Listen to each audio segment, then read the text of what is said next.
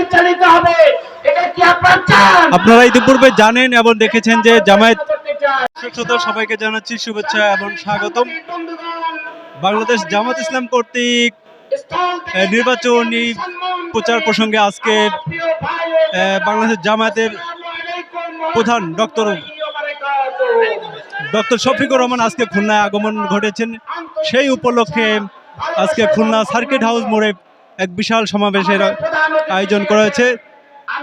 আপনারা দেখতে পাচ্ছেন সমাবেশে হাজারো হাজারো নেতাকর্মীর ঢল। আর অল্প সময়ের মধ্যে জামায়াতের আমির সমাবেশে অংশগ্রহণ করবেন। আপনারা ইতিপূর্বে জানেন এবং দেখেছেন যে জামায়াত প্রধান ডক্টর শফিকুর রহমান গতকাল যশোর, ঝিনাইদহ, কুষ্টিয়া, মাগুরা এবং মেহেরপুর অঞ্চলে সমাবেশ করেছেন।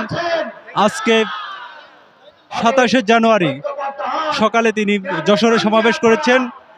দুপুর 12:30 তিনি সাতক্ষীরা সমাবেশ করেছেন। এখন বিকাল 3টা খুলনা জেলা সমাবেশ খুলনা সার্কিট হাউস ময়দানে থেকে বাংলাদেশ জামায়াত ইসলামী খুলনা মহানগরী সমাবেশ উনি আর অল্প সময়ের মধ্যে অংশগ্রহণ করবেন। আপনারা দেখতে পাচ্ছেন ক্যামেরার সামনে কথা বলছেন খুলনা পাইকগাছা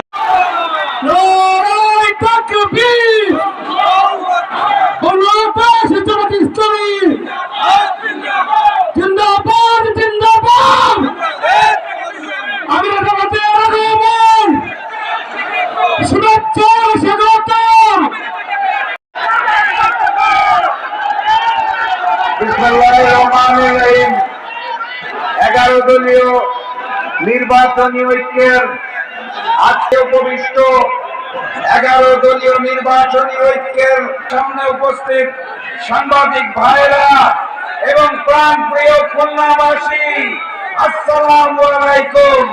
কেমন আছেন? আলহামদুলিল্লাহ। নির্বাচনী সমাবেশ, ওই যে নতুন জালেম ছিলেন নাকি আপনারা, তার মহাসচিব গতকাল শুনলাম খুব মন খারাপ, জাতীয় নির্বাচনে খুব মন খারাপ, শেখ হাসিনা নির্বাচনে নাই দেখতে চায়, জামাত খুব খারাপ। কারণ হচ্ছে ভারতের মিডিয়াতে এইদিকে দুষ্টু লোকরা বলছে প্রাপ্তবয়স্ক হওয়ার পরেও মহাসচিব বলতে চাই না, দুষ্টু লোকরা বলছে পুরাতন জালেম আওয়ামী লীগ